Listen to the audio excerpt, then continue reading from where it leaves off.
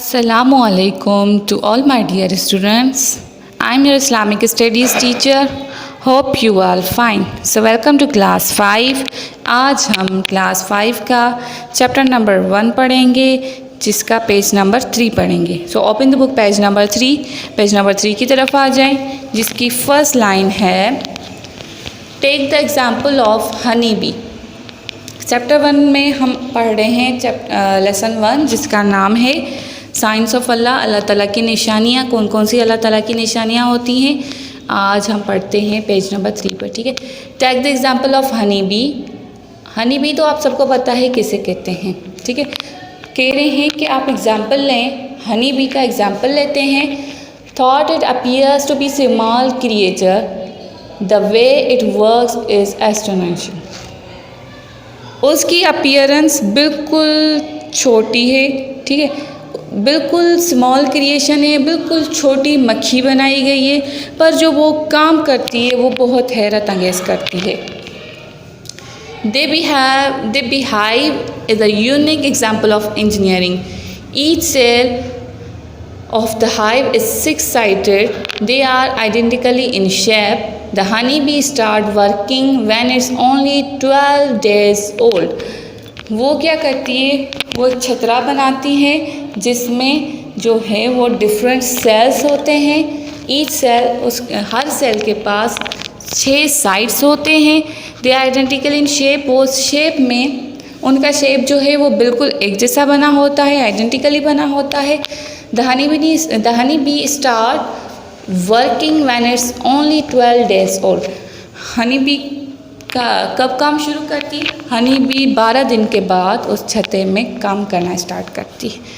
First it sucks juice. वो क्या करती है? सबसे पहले जूस को सक करती है फ्रॉम फ्लावर्स पे जाकर बैठती है और जूस को सक करती है. And then it brings to it hive. और वो अपने छत्ते के पास लेके जाती है. It is very trying job but the honey bee never gets tired. ये जॉब बहुत थका देने वाली है पर हनी बी कभी भी अपने काम से नहीं थकती. जाहिर सी बात है अगर हम कोई काम करें छोटा छोटा सा जूस लेकर एक जगह पे जमा करते जाएं एक जगह पे जमा करते हैं. हालांकि आप देखें हनी बी का मुंह कितना होता है. कितना जूस जमा कर सकेंगे? एक ड्रॉप 1-2 ड्रॉप्स ही जमा कर सकती होगी. ठीक है. तो इसमें कह रहे हैं कि हनी बी की जो जॉब है वो बहुत थका देने वाली है पर अल्लाह की कुदरत से वो हनी बी कभी भी नहीं थकती. वो अपना काम हर वक्त करती रहती है. No honey bee can be carry dirt with it to hive. Honey bee जो है वो कभी भी अपने साथ डर्ट मिट्टी वगैरह नहीं लेके आती. वो जस्ट जूस ही लेके आती है अपने साथ. फ्लावर्स पे तो मिट्टी भी चढ़ी होती है. All be's work in discipline manner. सारी मक्खियाँ जो होती हैं वो बहुत ही डिसिप्लिन से अपना काम करती हैं. Think a while. Who taught the honey bee to be so disciplined? Think a while. थोड़ी देर के लिए सोचें कि हनी बी कितना डिसिप्लिन से काम करती है. उसको जो है एक हद बताई गई है उसी हद में रहकर वो अपना काम करती है. वहाँ से फ्लावर से जूस जमा कर अपने हाइव की तरफ लेकर आती है. एक डिसिप्लिन एक तरीका है जिससे वो काम करती है. The Holy Quran answered this question in these words. Holi Quran हमारा कुरान पाक हमें जवाब देता है आंसर देता है इन वर्ड्स में. And your Lord inspired the bee, sang, set up hive in the mountain and in the trees and what people erect.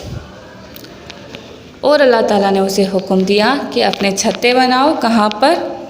Mountains पहाड़ों पर. इन द ट्रीज दरख्तों पर.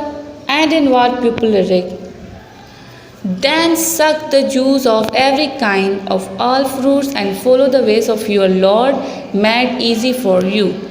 उसने कहा फिर तुम क्या करो? डिफरेंट किस्म के जो जूसेस हैं सब फ्रूट्स में से जूस हासिल करो जो कि तुम्हारे खुदा ने तुम्हें बताया है। There comes forth from your bellies a drink of varying colors, wherein a hailing from man. Verily in this indeed a sign for people who think. वो डिफरेंट फ्लावर से जाकर अपना जूस जमा करती है और हाई में रखकर अपने छत्ते में रखकर उसे एक ही रंग दे देती है। और ये सब किसकी कुदरत है? ये सब अल्लाह की कुदरत है। ये सब सारी चीज़ें देखकर लोग सोच में पड़ जाते हैं कि ये अल्लाह की कुदरत है। This is just an one example. ये एक एग्ज़ाम्पल था, ये हनी बी का तो जस्ट एस एग्ज़ाम्पल था। Allah has guided all his creatures to do the job set of them.